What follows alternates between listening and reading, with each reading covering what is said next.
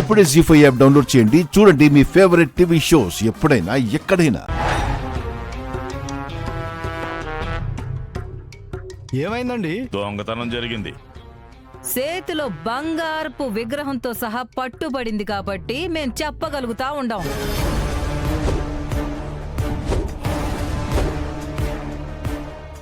అమ్మా అమృత, అడుగుతున్నారు కదా, దానికి నువ్వు సమాధానం చెప్పాలి. ఆ దేవుడి విగ్రహం తీసుకురారా. శిక్ష వెయ్యాల్సిందే. శిక్ష అంటే? కళ్ళల్లో కారం కొట్టాలి.